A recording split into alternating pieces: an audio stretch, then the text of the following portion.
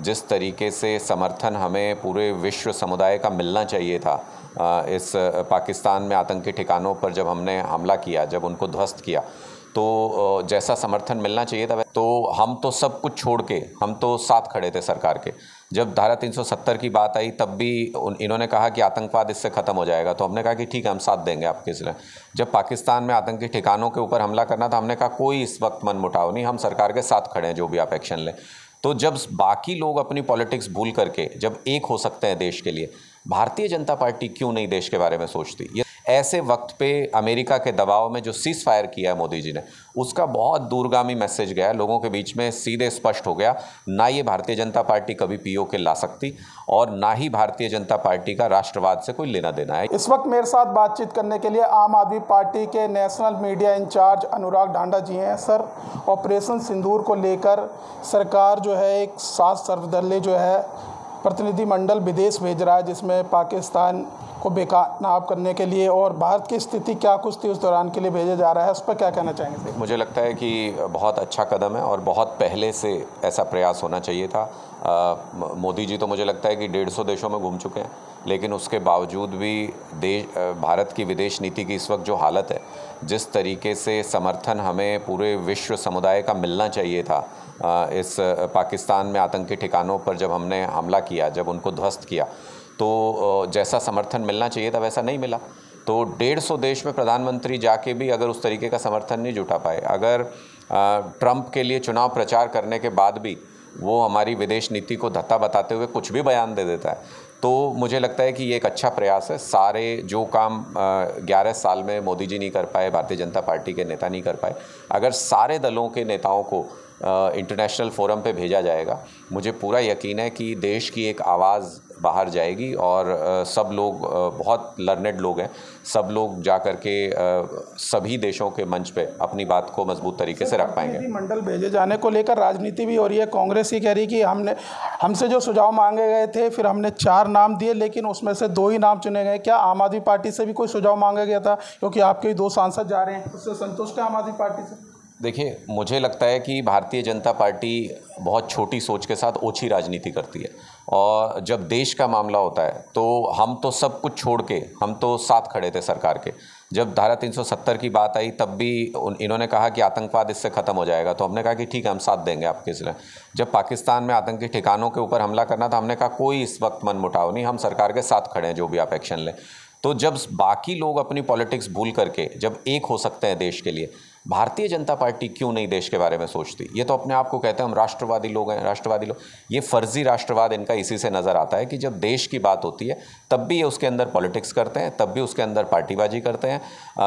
ममता बनर्जी जी कह रही हैं कि हमसे मांगा नहीं, तो हम दें कहाँ से?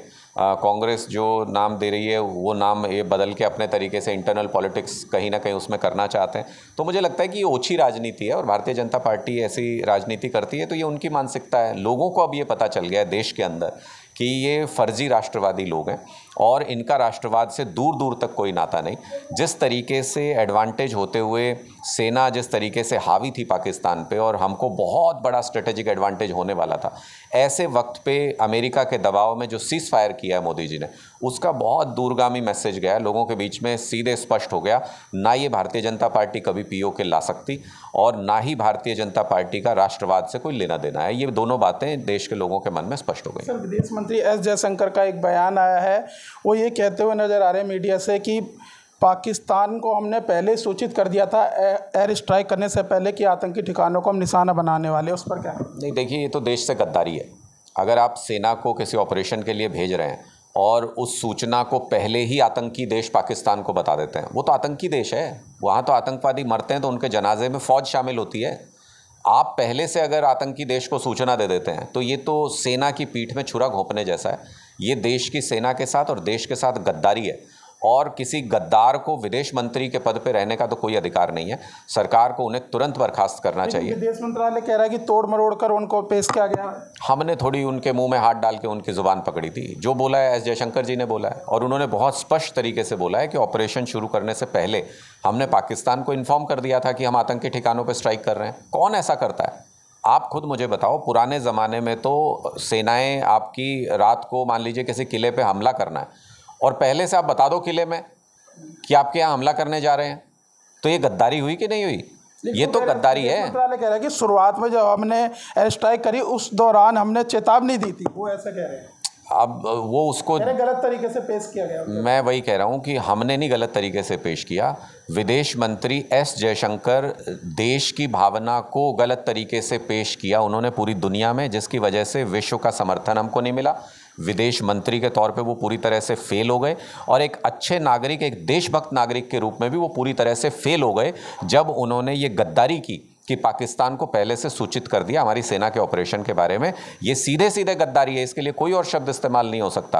और गद्दार को देश का विदेश मंत्री होने का कोई हक नहीं, उनको तुरंत प्रभाव से बर्खास्त करना चाहिए। अंतिम सवाल है कि ज्योति मल्होत्रा को जासूसी के आरोप में गिरफ्तार किया गया, उस पर क्या कुछ कहना? मैं तो कह ही रहा हूँ कि देश में छुपे हुए गद्दार भी जो पाकिस्तान के जासूस हैं वो भी सघन जाँच होकर के, जब आप उनके खिलाफ एक्शन कर रहे हैं जो पाकिस्तान को सूचना भेजते थे, तो आप एस जयशंकर को कैसे छोड़ सकते हो? उसने भी तो सूचना भेजी कि सेना ऑपरेशन करने जा रही है, तो सबसे बड़ा तो पाकिस्तानी जासूस वही हुआ, तो उसके खिलाफ क्यों नहीं कार्रवाई करते? जेल के अंदर क्यों नहीं डालते ऐसे व्यक्ति को?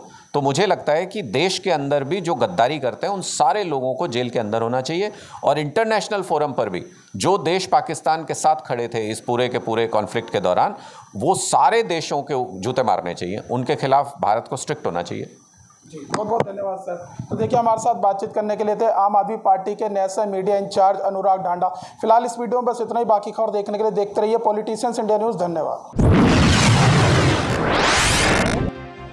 अगर आपको हमारा वीडियो अच्छा लगा तो हमारे चैनल को सब्सक्राइब करें, हमारी वीडियो को लाइक करें, शेयर करें और ऐसे ही देश की तमाम बड़ी खबरों के लिए जुड़े रहें पॉलिटिशियंस इंडिया के साथ।